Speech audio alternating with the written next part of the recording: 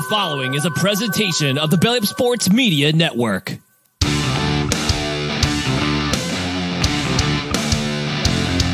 1420 Sports Bar Podcast, for beer with sports talk and a whole lot more. Join host Brent Radlinsky as he bellies up to the bar and gets the conversations going that'll make you think you're sitting in your local watering hole. It's sports, beer, and shenanigans, so sit back, grab a few beers, and let's get into it. The 1420 Sports Bar Podcast, for beer, sports talk, and a whole lot more. Today's show, as always, is brought to you by SeatGeek.com. The SeatGeek app. Use promo code 1420pod at SeatGeek.com today and save yourself $20 on your first purchase over there at SeatGeek. We are part of the Belly Up Media Network. Go to bellyupsports.com for all their great articles and other podcasts out there. Today, we are joined by Ryan Finklestein, of the host of the Locked On Mets podcast, and many other things going on. Ryan, how you doing? And how's the heart rate been the last couple of days? Now that you've had a couple of days to digest everything that's happened. It's slowing down right now. The Mets, by clinching a couple of days ago now, Mets fans get a minute to sort of reflect on what's been an incredible run. It was 10 days when you look at 3 amazing home runs from clinching a playoff spot to eventually clinching the NLCS. It's been a wild ride. No, since that great game, the way it all turned out with the Atlanta Braves, the extra day they had to play because of the weather situation, we all know what that's about. And then how that turned out, epic game. And then the game 2, well, it didn't really mean a whole bunch. But this last couple of weeks, it's been Met centric. It's been quite entertaining, to say the least. What's been the first 10 days of this playoff? What's been the biggest thing for you? Man, there's been a lot. I think, the Mets, I would say that the biggest moment of these 10 days has just been probably the Pete Alonso home run, because the Mets are on the brink of elimination there, and Pete Alonso hits the big home run against the Brewers. But overall, I would just say this has been a team that has been this good for a while. But if you weren't paying close attention, you might not have caught it. They had such a slow start to their season in April and May. In May in particular, they were maybe the worst team in baseball. They had an incredible turnaround since June, where they've been the best team in baseball. And I think people are starting to see what the Mets have built, and they've just built a great team. And I think team is a big part of it. Those guys came together a couple months ago, and they've really ridden this thing out.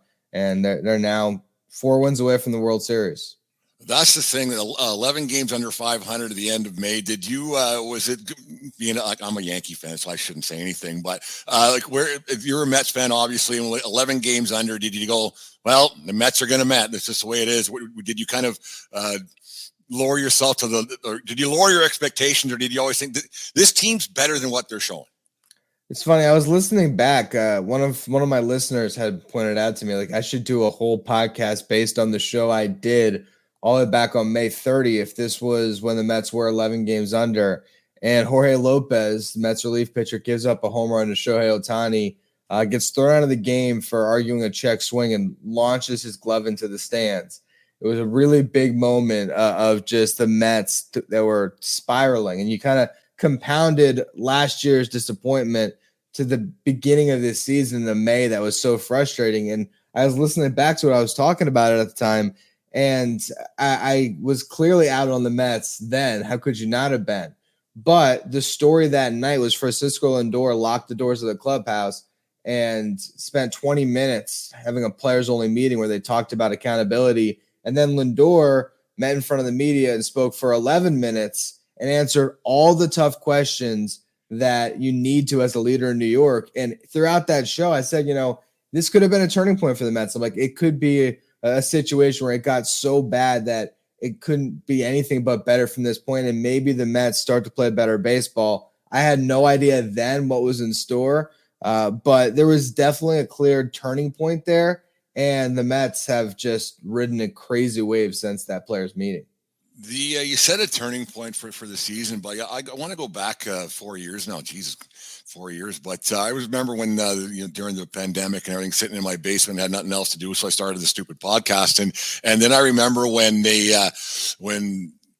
the sale happens. Cohen bought the team, and I said to a lot of people, I said, this is a game changer. This one's going to change the way ownership is, not just in baseball, but in professional sports. And you got to say that Mr. Cohen is the MVP pretty much of this Mets franchise, saving it obviously from the demise of the past ownership group, but then to getting it to where it is today. And when the guy's got 14 sheets or 14 billion in the bank, not just 14 million, but billion kicking around, and you're a fan of the team, that's a game changer, no matter what team you are. Now, what do you say about Steve Cohen and what he's done for this franchise? Absolutely. I've been doing my shows since the beginning of the 2019 season when I started.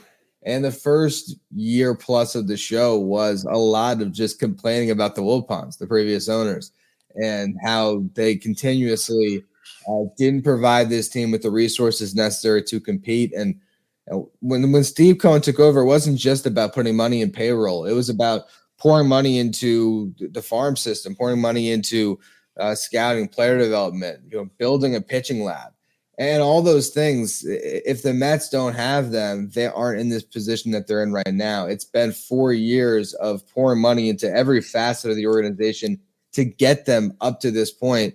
So I think Steve Cohen is a huge part of it. And then the other side of it was getting the president of baseball operations that really could run the show. And since Steve Cohen came in, there was a couple searches. The first one to just get anybody in the door. No one wanted to work for the New York Mets when Steve Cohen first took over. They ended up with Jared Porter, who ended up having to get fired under some crazy circumstances. Zach Scott, another guy who ended up getting fired under some kind of away from the game circumstances. Billy Epler holds the position for a couple years. Bring on David Stearns at the end of the 2023 season. That's the other side of it, having a steady hand at the wheel to really spend the resources Steve Cohen has well. And I think with that duo, the Mets are in as good a shape as they've been in a very long time. The not just the home run, the dramatic fashion Lindor, the grand slam the other night. The one thing that I liked about that is and I'm not old guy, get off my lawn right now. I'm not doing that, but there was no bat flip. There was no pounding of the chest. There was none of that stuff. And I'm not against that by any means, but the calmness that he did, and Lindor had an air of confidence. So yeah, this is what I'm here to do. And this is what I did. And this is what it is. What was your thoughts on that? When as soon as it was hit, I knew it was gone. What was your thoughts with just the way he did it and the way he went about the post home run celebration? Yeah, during the season when Lindor had some big moments, we did see, Francisco Lindor roaring or, showing that emotion. This is a stone cold killer right now. And I think that's sort of his mindset. And I think for Lindor, he's seen some games go the other way, and he you talk about that Atlanta game, right? The Mets, just to make it, they score 6 runs to flip a 3-0 game, turn it to 6-3, and then their bullpen blows it and makes it 7-6. It takes that home run for Lindor to get the Mets in. I think he's very much of the mindset that the job's not done until the Mets win a title here. And so we'll see that outpouring of emotion if and when they get there. And even just when they finally got the final out, you did see Lindor finally embracing the moment. But it's very much a kind of mindset of, sure, I just hit the huge home run. We're up 4-1, but we still got 6 outs to get this game locked up. I think it's been great. The emotion at Citi Field, throughout the playoffs has been pretty good. Yankee Stadium was kind of a dud. Maybe it's the broadcast I was watching might have something to do with that. But it's the emotion at Citi Field has been just unbelievable throughout the playoffs. What's your thoughts on Mets fans? And is New York City, is it slowly or surely turn into a Mets town, or what's going on there? I think it'll always have the Yankees side of it as well, but. Here's the thing, and I talked about this when they clinched the playoff berth. I said, you hope one day making the playoffs is not this big of a deal for the New York Mets, but it's going to also taste sweeter now than it ever might in the future, right? The fact that this franchise has gone through what it has and the lack of success, it makes each of these moments that much more special because it's so rare. A Yankees fan sees them get to the ALCS and he says, why do we celebrate that? It's just the ALCS. It's 27 championships. That's the mindset. And rightfully so for a Mets fan, You haven't seen the NLCS since 2015, and before that it was 2000, and before that. So it's just how rare it is to get one of these seasons. I can make the argument that the Mets are on a better course where we might see them more frequently in the NLCS. But right now, you can't think about that. You just have to embrace the moment that you're in. And Mets fans are loving this team. And I will also say, I think part of it is what an iconic season it's been. I mean, there's been a lot of crazy, the OMG, the Grimace. There's been all these sort of side stories that have defined the New York Mets this year. And it's made it for one hell of a ride that's ended up now 4 wins away from the World Series. You know, the best team in baseball since June, like you said, and everything, and the way it's gone on. And the Dodgers are the Dodgers. They haven't, you can kind of call them a dynasty, like how the Braves were back in the 90s and they were like that. They haven't really done anything. And you got the Padres, who are just the Padres. They've been to the World Series twice in their illustrious history, if you want to call it illustrious. Dare we say it, that the New York Metropolitans are the favorites to go to the World Series out of the National League right now? I bet you when the betting odds come out that they won't be, but you got to feel like the Mets can beat anybody at this point. I think going into this series, the Mets have crazy momentum. That's clear. And if they can win one game in wherever they play in California, they got to have the feeling that they go home for 3 games and they can maybe win all of them and advance early. So, yeah, I think the Mets are riding crazy momentum. I definitely think they can beat whatever team they face. The one thing I'll say is the Dodgers still have Shohei Ohtani and Mookie Betts. The Padres have one of the best bullpens that's still left here. They got Machado and Tatis. So I think whatever team they see is going to be a tough out, but I think the Mets are on a level playing field with whoever it is at this point. Pete Alonso's up for contract this year. Like he's kind of coming down. I don't think he's going anywhere. That's my own personal opinion. But and somebody flashed a whole bunch of money. You're not going to say no. But you guys also have the richest owner in professional sports, I guess. And Alonso's had a run like nobody's business a little bit lately. And I don't want to say it's his swan song. What can you say enough about? Can you say enough about Pete Alonso? Yeah, with Pete Alonso, it's been kind of 16 crazy months since the Mets fell off in 2023. And there was first talk of, do the Mets trade Pete Alonso? They haven't signed to a contract extension, and his name was always in the media, right? Well, now here you go. He has a rough season. The Mets are on the brink of getting eliminated, and he has the big home run. And I think that home run kept him in a Mets uniform.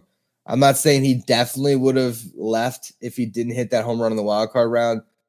But I think now it's too tough of a pill to swallow for Mets fans. And the owners of Mets fans, Steve Cohen, to see Pete walk after the moments he's had in October. Like I said, it was a little bit of a rough season. Pete struggled with runners in scoring position. His numbers are still generally there, but a guy that's typically 40 and 100 did not meet those benchmarks. Now he's been great so far in the playoffs. I think there might be some more big playoff moments ahead of him. And I do think that these moments in October are going to come up in these contract discussions, and these two sides will find a way to get it done. That's friends from the Back It Up Bench podcast. They have a secret sauce. They always think they can win. It's a powerful teammate. Momentum's a big thing when it comes to playoff baseball. When you got it between, because you don't really lose your skill level. If you're a good player, you're a good player. If you're a great player, you're a great player. It's between the ears. That's 7 inches between your ears that things go sideways a little bit. Do the Mets have that? You know what? We can't be beat. We're not a good team. We're a great team. Look out, we're coming through. They certainly have the momentum right now for sure, and I think momentum can only carry you so far. A 7-game series might be where that momentum could eventually start to slow. I think in a short series, that momentum really could be overpowering. But again, there's no reason to think that this team can't beat anyone, that they aren't on the same level as these other teams. I could tell you some of my concerns, but overall, I just think that they have 4 guys at their top of their lineup right now with Lindor, Mark Vientos, Brandon Nimmo, and Pete Alonso. They're all giving great at-bats. They have a lot of depth to this team. They're going to get even deeper with Jeff McNeil probably coming back for the NLCS. And then they have some pitchers who are really doing it. And no one would expect Jose Quintana to be one of the best pitchers in the playoffs, but that's what he has been. And that started in September. And really, you look at his last 20 starts of the regular season, he had a sub-3 ERA. So, again, this is a team where if you weren't paying attention, they might have come and surprised you a little bit. But for those of us who've been watching since June, they're just doing what they have for 4+ months. They've just been a really good team. It's interesting to see the Mets going how they've been going. It's because they like we've talked about that a little bit already with them being the little brother of the Yankees. Is it too early? Once again, is it too early to be thinking about a? Because I don't think the Yankees are all that great. They don't hit it very well right now. But is it too early to call a Subway Series? They're both in the CS right now. They got as good a chance as anybody. I think so. I think they have a really good shot, and I mean, particularly the Yankees. I mean, they're going to go up against a team, whoever it is, Guardians or Tigers, that clearly doesn't have the star power that the Yankees do. Now, they might go up against teams that have better pitching overall, but I think the Yankees have a pretty good shot. I think the Yankees are going to be considered pretty overwhelming favorites in that potential series, probably even more so than whoever, even if it's the Dodgers versus the Mets, right? That the Yankees are going to be bigger favorites there. So, yeah, I think it's right there. We could definitely see it. And then that sets up a whole crazy subplot because the biggest story as soon as the final out of the World Series is going to be where does Juan Soto play? So, that sets up. I've already been thinking about like, how does that work? If Juan Soto is on the Yankees and they lose the World Series to the Mets, can he jump sides? Is that whole Kevin Durant type moment? But in baseball, we'll see. I don't want to get too far ahead of myself, but yeah, if you're looking at the potential matchups, Yankees Mets is right there, and I'll tell you what, Major League Baseball could not be any more happy other than to get Yankees Mets in the World Series. I think Yankees Mets or Yankees Dodgers, Major League Baseball is going to be thrilled with the markets that they're going to get. Yeah, anybody but Cleveland. Like I hate to say it, but Cleveland, Detroit, not very sexy picks for the national audience or up here in Canada where I am. It'd be like, I'm good. I'll watch hockey. Even San Diego. I mean, San Diego's better than Cleveland and Detroit, but they're rooting for the Dodgers tonight. They'd like the Dodgers to make it because the Ohtani factor, just that alone, and then the Dodgers. And if it was Dodgers Yankees or Dodgers Mets, it would be definitely a thing. Game 2. Let's take you back there. Game 2 against the Phillies. Diaz goes in the 8th. Were you thinking, what the heck is going on here? How's he going to get 6 outs? And he didn't. But was there any thought in your head in that? We're like, what are we doing here? I look at the Mets bullpen, and that's the Achilles heel of this team. And so I think that they made the right call going to Diaz in some of those situations, and you're going to have to rely on other guys to get the final outs at times. I think they're more so. I watched like the clincher against the Phillies, and David Peterson's at 18 pitches through a couple innings. I'm like, let's just see David Peterson close the door. I think the Mets are riding Edwin Diaz a little bit too hard in general. They're asking them to get 6 outs and stuff like that almost anytime he takes the ball. That's a little bit too much. Other guys are going to have to step up, but you ride what works for you. So at this point, I think they're going to keep on relying on Edwin Diaz because they don't have a lot of other options. And that's a rough thing because relievers especially are a bit quirky. Went to the best. Well, all pitchers in general are a bit quirky, but you get a reliever and they got a lot going on upstairs, and then you want them to change how things have been going. They're used to getting 3 outs, maybe 4, and then all of a sudden I'm getting 6. So I'm getting ready a little bit earlier, and then there it goes. So it's going to be interesting to see how it all plays out because I'm a little bit old school, but how the bullpens are used now, like you alluded to, it's they use them so much, and starters are just out getters. They're just out eaters. And that's pretty much what they are, and then you're just eating outs throughout the game. So, but if you end up putting the baseball in too many people's hands, human beings tend to screw things up, and that's kind of it's a little bit antsy if you can't get some length out of your starters. But that's just the way the game is played now. I think the Mets have their fan base. They must be just going absolutely crazy right now and thinking, we're going to do this. It's been 86 a long time ago. I was 12 years old in 86, and I was just a young fledgling baseball guy. There's got to be a confidence level just with the fan base as well. There has to be. Yeah, I think so. And you're in that perfect point for any team like this where you can get eliminated here, and it was an amazing season. So you're playing with house money. But you still have that ultimate goal, and you still believe that they're going to get the job done. They feel like a team of destiny right now. So yeah, you're watching these games and you have complete faith that the New York Mets are going to get the job done. And it's one of those seasons, right, where I always almost talk about like the championship DVD, where it's like that couldn't have happened unless the Mets are going to win the World Series. Like, for example, Francisco Lindor hurts his back. He goes down, and Luisangel Acuna, who there was 81 qualified hitters in their league in AAA. Okay, those are hitters that got enough at bats to be qualified for a batting title or something like that. Luisangel Acuna was 78th of 81 hitters in OPS in that league. He was one of the worst hitters in AAA.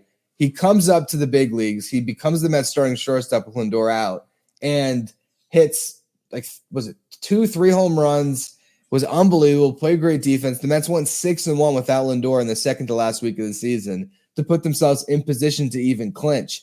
So there's moments like that throughout the year where the Mets have gotten these victories where it's like, that couldn't have happened unless this team is destined for something more. I don't know if it is ultimately going to end in a title, but I'll tell you one thing. I feel really good about their chances to at least get there. I feel like they're going to win the NLCS and at least get to the World Series.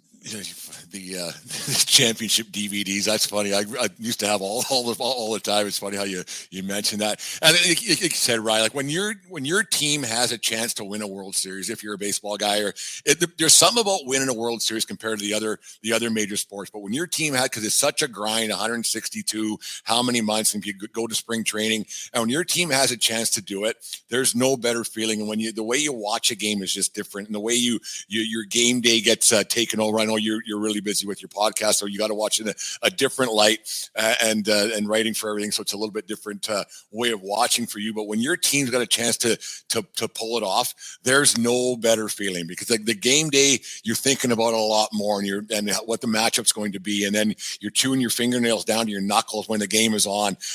Is that kind of how you watch the game a little bit now? I know you have your job to do as well, but on the fan side of things, when you watch a game, are you fully engrossed in it? Absolutely. And I'll tell you, the last series was sort of refreshing because it felt like the Mets were staring down the barrel of elimination so much from the final week of the regular season to that doubleheader against the Braves to then the wild card round, where, I mean, they were 3 outs away. They were trailing 2-0 to the Brewers, and you had one of the best closers in baseball in Devin Williams on the mound, and that is as terrified as I was as a Mets fan that this season was going to end, because I have been in it since May 12th. I've done a podcast about this team every single day. So to think about the prospect of that ending, it was a scary thought. And Pete Alonso came through with the big home run and sort of extended things. Now you almost feel a little bit, you're a little more at ease watching these games, knowing that there's now a 7-game series. You got to lose 3 times before you're out of it. But yeah, every single game, once it really gets going, and it can go either direction, it is very nerve-wracking, particularly if you don't have that lockdown bullpen. Those last outs sometimes are the toughest to get, but it's so much fun. And you take the heartbreak over not being in it. And I think, for a Mets fan, the amount of times that it's been October 11th and we're already moved squarely on to the next year and thinking about free agency, to be right into the thick of it right now, I wouldn't trade it for anything at this point. It's pretty awesome. Up here in Canada, like when the Jays were relevant in 2015 and 16, I think it was. It's the way people get engaged. Like, people watch a little bit, but then because the Jays are obviously Canada's team, and most Canadians, except for me, are Jays fans. But how people get engaged with it, and because nothing draws a crowd like a crowd, and it becomes the popular thing. And it was because you remember that Jays team back then, they couldn't lose for forever with Bautista and all those guys, and people get engaged in. And then when they're in the playoffs and the bat flip game and all that was happening, it's great. And the way the momentum baseball picks up, the other sports don't pick that up the way it is. Because I think that football is popular because it's popular. It's king, but it's king for a different set of reasons. But once baseball gets some momentum, people jump on the bandwagon, and I love it. Like, I don't disparage against bandwagon jumpers. The more the merrier. Get on the baseball wagon and watch along with us, because it can go south quick until you get that last out. As Yogi said, it ain't over till it's over.